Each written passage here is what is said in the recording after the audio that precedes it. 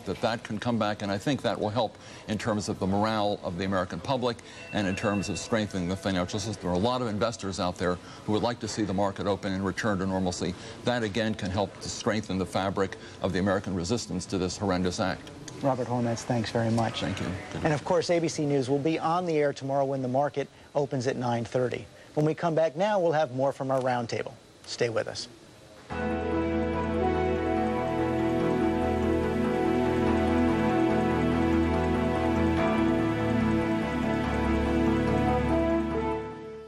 One day I'm gonna have a family. I want to have a beautiful house. One day, I will get old. One day I'm gonna go to college. How will I get ready for my one day? When your one day comes, GE can help you be ready with a full range of financial products. Call a representative or 1-800-THINK-GE. We're born, we die. It's how smart we are in between. Invest, protect, retire with a name you trust. GE for life.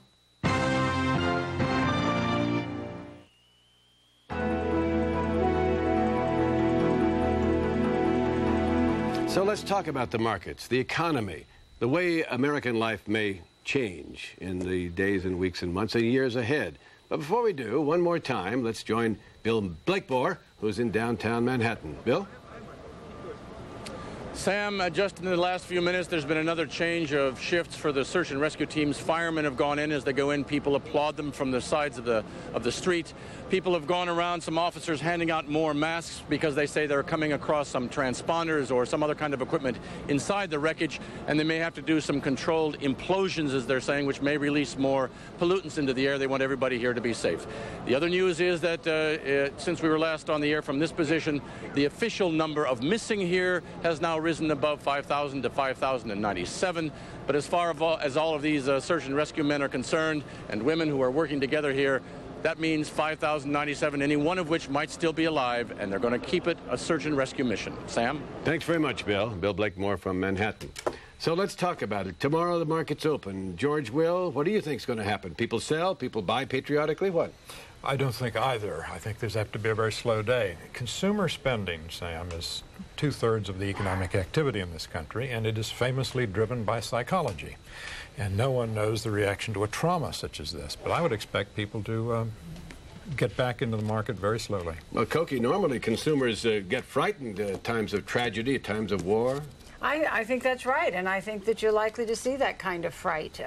What's been driving this economy is home sales, home improvements, things like that, and having people decide, well, maybe I won't do that right now. It would be somewhat likely.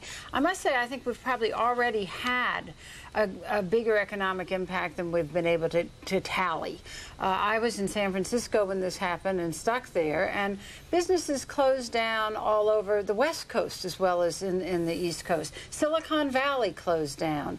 There were bomb threats day after day in various downtown office buildings all over the country, so that businesses had to evacuate those office buildings and shut down for periods of time. So that, you know, the airlines, it's just completely obvious. But I think when we go through the tally of just this past week and the amount of commerce loss, that the economic impact has already been quite significant. George Stephanopoulos, what's your guess about the markets tomorrow?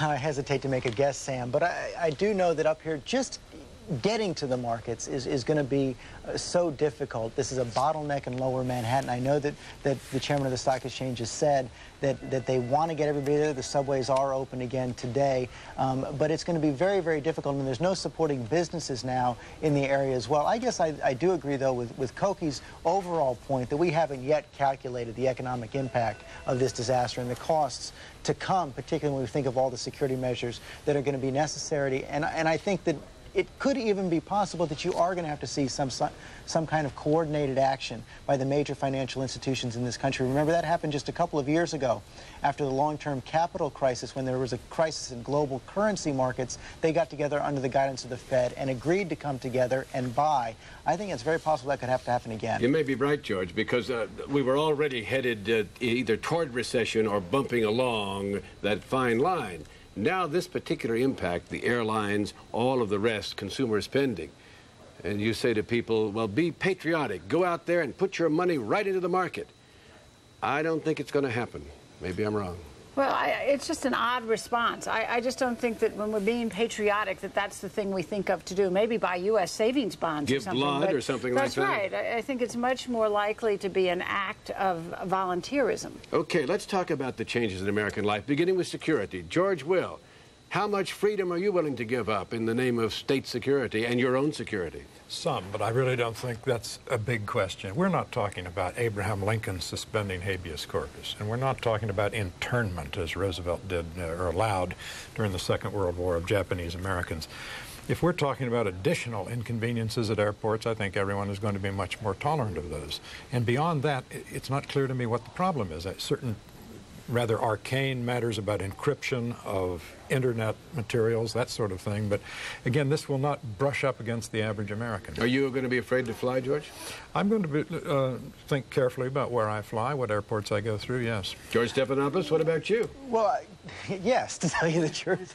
But let me pick up on what George is saying. Of course, any more inconvenience in getting on airplanes, everyone is going to be willing to accept that. And we're probably going to be heading much more towards what you do see in Israel and in other European capitals, where you have much longer waits in line. I think the far more serious threat, though, and I guess I am more concerned about other threats to civil liberties than George is when you start to talk about having surveillance cameras in large public spaces that do these face scans all across a large area. And secondly, when you deal with, we've already seen some issues in the past where immigrants are treated in a different way, or and can be detained on the basis of secret evidence and with less rights. And I think there's a strong possibility that their rights can be more restricted. I was in London about 5 months ago, George, when a bomb went off, a terrorist bomb, probably from some Irish group or other called the Real IRA, in Ealing. They had a picture, because of the cameras the British have almost everywhere, they had a picture of the terrorist leaving the car.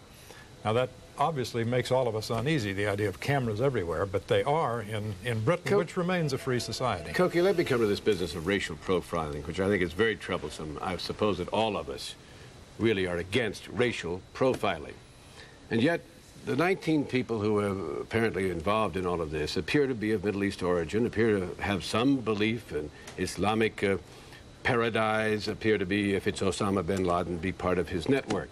Invariably, I think Americans are going to have to try to sift through what we're against, racial profiling, and the fear of a particular religious group, if you will. Well, one of the things that I'm told by some of the Arab American associations is happening is kind of a reverse backlash, that people are being sympathetic to individual Arab Americans and Muslims. Now, that's not widespread, perhaps, and there certainly have been some incidents that have been very untoward. But to profile passengers on airplanes for acts of terrorism does not require racial profiling. I mean, some of these guys bought one-way tickets with cash. You can profile that way. And you can say this raises a red flag, as it did when some of these same guys got on a train in St. Louis to go to Texas. The fact that they paid with cash, they were profiled as drug dealers because they did that. So there is profiling on the basis of age. It is unlikely for an elderly woman to be a terrorist. There are all kinds of ways of spotting people that is not just saying we're going after Arab Americans. Let's not be too squeamish to say that, in fact, ethnicity will be one element of a complicated recipe of considerations in, if you must call it that, profiling. It always has been and always will be a part of intelligent police work. But, you know, the American people, with regard to backlash, they know that Islam is one of the world's great religions and that Ben Laden is no more typical of it than John Brown, our homegrown fanatic, was of American religiosity. George Stephanopoulos, get in on this. That may be, George, and I think for the most part, both you and Koki are right over the overall reaction, but there have been some very ugly incidents across the country, essentially people taking racial profiling into their own hands. Just this morning in Mesa, Arizona, a Sikh, a man wearing a turban, was shot and killed. There have been attacks on mosques in Washington. This is happening in many different parts of the country. And you know, I've spoken with many people who say,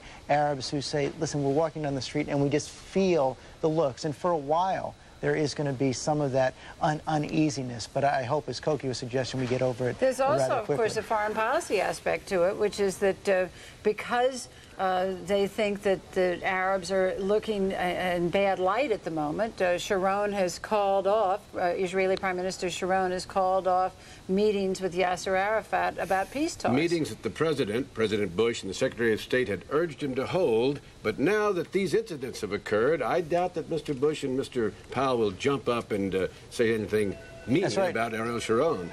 And Sharon has gone even farther than that. He suggested that Yasser Arafat should be part of this war against terror, and also been very hardline, warning American Jewish leaders that Arab countries are demanding conditions as part of their participation in this coalition. And it now looks that for a very long time, any hope, and it was slim already, of bringing the Israelis and the Palestinians together has gone away.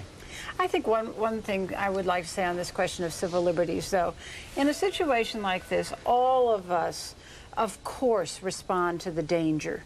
And it's the only sensible thing to do. But then you get this mentality where the military, the Secret Service, people who put security first, and we're grateful for that for a period, start running things. And it's important that that not be the case. In the long run, you're exactly right. I mean, at some point, we let the terrorists win, as everyone has said, if we go that far. I'll just say this final word to those who were pushing hard to reopen Pennsylvania Avenue. Forget it. Forget it, and probably you're right to forget it, because that's not going to happen. Because now the fight's going to be reopening National Airport. National Airport. Thank you very much. Thank you, everyone. And, of course, we recognize, folks, that this is just opinion, and you're welcome to disregard it. Koki and I will be back right after this.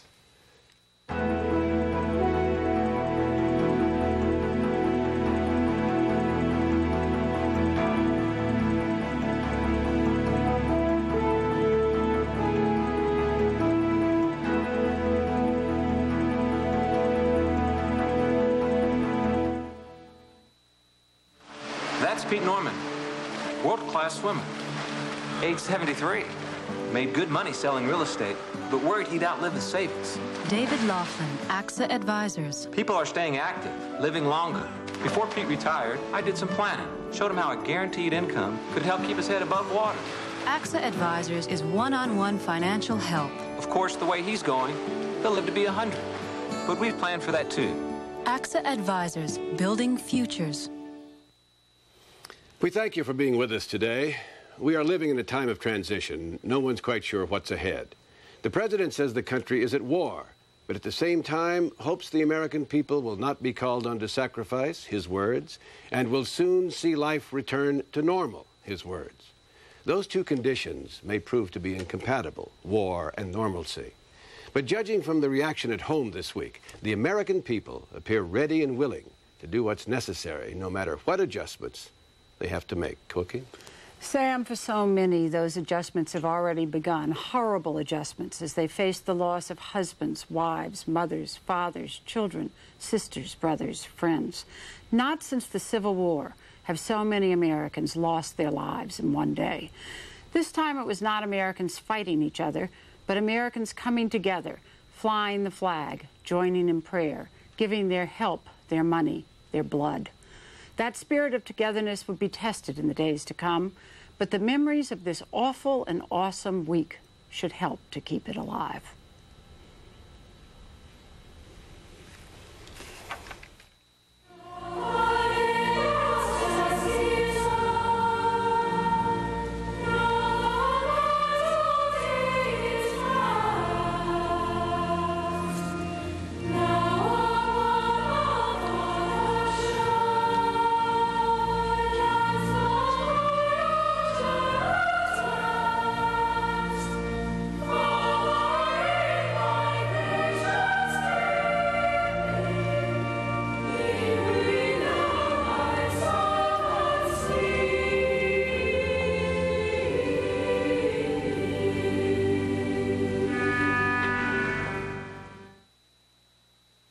The ABC television network extends its thoughts and prayers to those who've suffered so much in this national tragedy. We stand steadfast with all Americans, united in hope and courage. This has been a presentation of ABC News. More Americans get their news from ABC News than from any other source.